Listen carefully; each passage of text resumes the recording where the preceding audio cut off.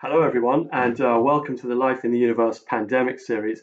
So, this is just a series of short talks about things to do with life in the universe that I think are interesting, and hopefully you will do as well. So, I hope you're all doing well. And today I want to talk about something that is quite relevant, I think, in the current time, which is why are microbes so amazing and what are they? And you might disagree with that sentiment right now, and that's understandable, but they are in fact amazing. And they're relatively recent in terms of their discovery. Greek philosopher Aristotle wrote books on animals and on the biology of animals about 2,000 years ago, in fact, over 2,000 years ago. And yet, microbes, microorganisms, were only discovered in the 17th century, so about 1,600 years later. And the reason why it took so long to find these things is because they're very, very small. Enter onto the stage Anthony van Leeuwenhoek. Now, van Leeuwenhoek was an interesting character. He was a Dutch fabric maker, and he made cloth. And in order to improve the quality of his cloth, he wanted to see how good the fibers were that made up the various types of cloth he was trying to sell. So he built some tiny little microscopes, which were literally metal plates about this size, with a tiny little glass bead in the top that he could look through. And that glass bead magnified the light and allowed him to look very closely at his cloth. And he could see whether the strains in the cloth, the strings in the cloth were of high quality or not. Now, van Leeuwenhoek was an inquisitive person. And when he had finished his day's work looking at his cloth, he went out and he collected samples of soil and samples of lakes and ponds, and he brought them back into his house and he got his microscopes and he stared into his samples, and what he saw to his astonishment was a universe of tiny little creatures flitting and flexing in these drops of water or in these samples of soil. And that amazed him, and he started to write scientific papers that he published in the Royal Society journal of the time about these tiny little animals, these animalcules, as he called them, tiny little animals living in these drops of water. And he described them in amazing detail. In fact, if you look at his papers today, it really is quite astonishing. He saw little round microbes, coccoid microbes. He saw rods. He even saw them moving. And nowadays, of course, we microbiologists, we have $40,000 microscopes in our labs. And even with those, it's quite difficult to see the shapes of different microbes. And yet, van Leeuwenhoek in the 17th century saw these little creatures. And they fired the imagination of the public. If you can imagine people first seeing these tiny creatures living in drops of water, this was a little unseen universe, and it started to raise interesting questions, questions that probably we would find slightly outlandish today. Do these microbes sit in their little drops of water talking politics and discussing about the world? It raised all sorts of interesting questions about whether we ourselves were in a little drop of water being examined under a microscope slide by some larger entity in the universe. So this little world that van Leeuwenhoek opened up really captured the imagination of the public. And for a few decades, that's how it was. These little creatures, these microscopic organisms, microorganisms or microbes, lived in this little universe. They enthralled people, but nothing more. And then over the centuries, the couple of centuries after that, during that period, people began to study in much more detail what these microbes were doing. And what they started to do is, as well as looking in ponds and soil, they started to look in samples of human beings. And a rather nasty secret was revealed, that these microbes were the harbingers of disease. And they looked in the tissue of diseased people, and they began to find microbes associated with cholera and typhoid and Black Death and anthrax and gangrene and tuberculosis. And the list went on as people began to discover that these microbes carried disease.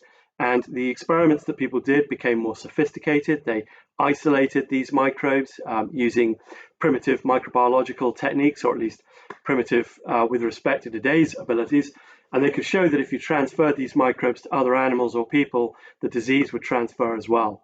So slowly but surely, it became very apparent that these apparently innocent little animals flexing and flitting under a microscope slide were the harbingers of many of the great diseases which our civilization was very familiar with.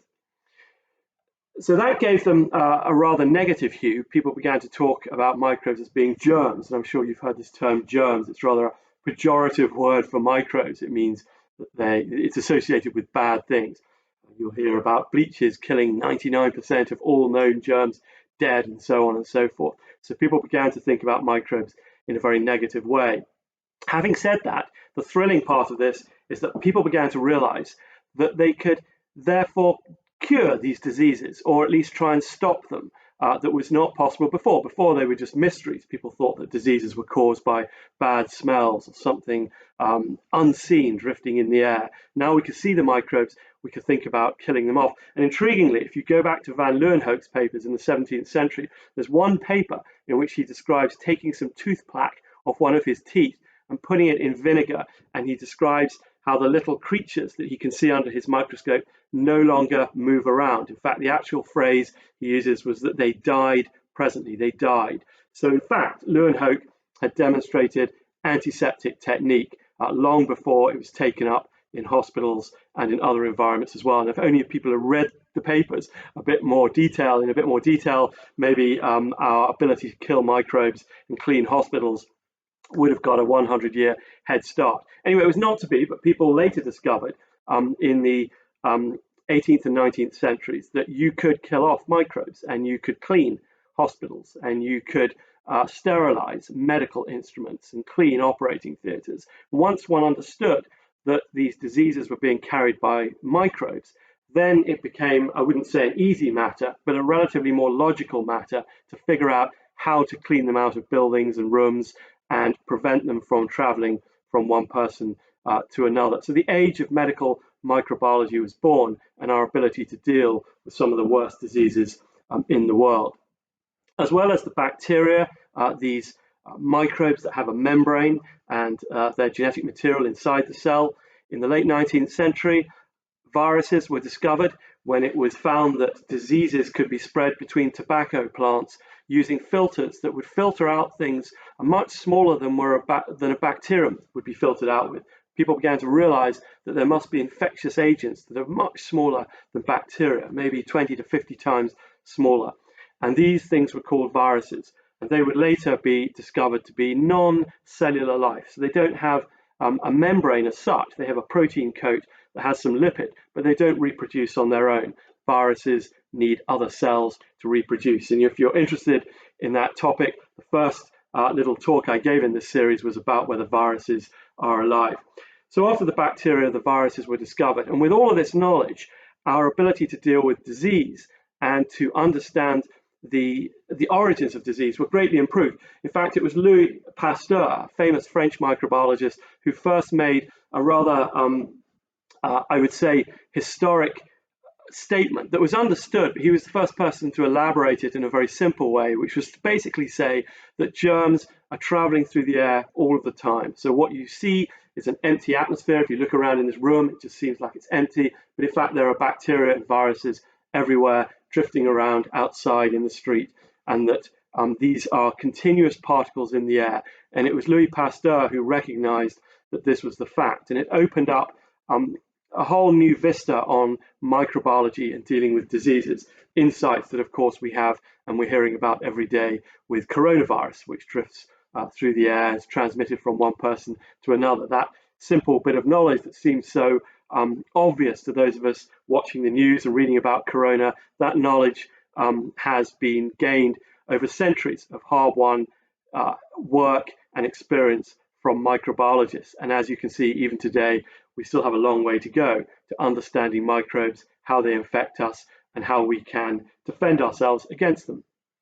So for a long time, microbes were considered very bad.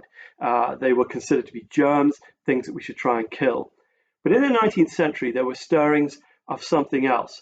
Many scientists, including Sergei Winogradsky, who was a very famous microbiologist, began to dig around in those soils, a bit like Leeuwenhoek had done, looking at water samples, looking at pond samples, and they began to realize that microbes were not just bad. In fact, not only were they not just bad, the really nasty ones that cause disease in humans were a tiny minority of all the microbes on the earth. And it became very apparent that our world was full of microbes that were not just sitting there, not doing much, sitting around, being rather inactive, but they were involved in incredible transformations. that move elements through the biosphere like nitrogen, carbon, sulfur, all the elements on which life depends, were being churned and turned through the crust and through the earth in these vast elemental cycles, biogeochemical cycles, as we would call them today. And Winogradsky and others carried out experiments in their microbiology labs to isolate these microbes, to understand what they were doing, and to reveal their incredible involvement in planet Earth and keeping our planet healthy. For example, where do you get the nitrogen from in your body? The nitrogen that's part of your proteins, is part of your DNA, your genetic material. You need nitrogen. Where do you get it from? Well, there's nitrogen gas in the atmosphere, but the problem is that that's chemically very strongly bound together. Nitrogen gas N2, it's got two nitrogen atoms that have 3 bonds between them that bind them together very, very strongly. And your body is not able to break open that nitrogen molecule and release those nitrogen atoms to plug into your proteins and DNA. It's the microbes that do that task. And every year, microbes in the soil, in rice paddies, in ponds, all over our planet, take about 140 million tons of nitrogen gas from the atmosphere and break it up in a process called nitrogen fixation. And this nitrogen fixation turns that nitrogen gas into ammonium, eventually into nitrite and nitrates, lots of good, easily available nitrogen that ends up in the plants, ends up in the animals, ends up in your stomach, ends up in your biochemistry. So ultimately, you owe your existence to the microbes that do this nitrogen fixation, the only creatures on the earth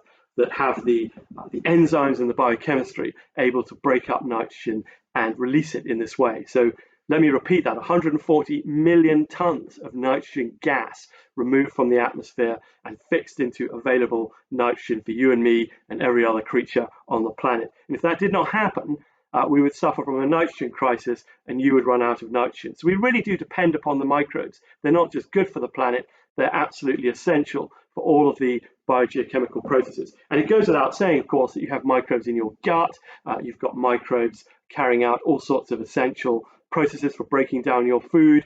In fact, you have as many microbial cells in your body as mammal cells. You're about 50% microbes. So you should realize that you're not really a human being at all. You're a sort of human microbe hybrid. You're half microbe. The only reason why you can't see all these microbes living on your skin and living in your gut is because they're much smaller, 10 to 100 times smaller than the cells in your body. So it's not apparent to you that you're actually half microbial, but you might want to think about that. Some people find that fact sort of disgusting. I think it's quite remarkable, and it shows how we are all embedded in what is basically a microbial world. How many of them are there on the planet? Depends who you talk to, but some people think there are 100 billion, 10 to the 29. So that's 10 with 29 zeros. A vast number of microbes on our planet, in the soils, in oceans, in ponds, a very, very large number of these creatures that take part in all these biological processes. They're basically everywhere. We live on a microbial world. Of course, at our scale, you're used to seeing cats and dogs and other human beings, and we can't see the microbes. So on a day-to-day basis, we're not really aware of their presence, but we are completely dependent upon them, and they are, quite frankly, amazing. So yes, some microbes do cause disease, a very small minority, and the odd one will cause a pandemic, like our friend the coronavirus, but you should not get a bad view of microbes because of one microbe. You should realize there are millions of types of microbes out there in the biosphere, on the earth, doing things that are vital for your survival and for the rest of the survival of life on planet Earth. Microbes, they are amazing. Take care of yourselves.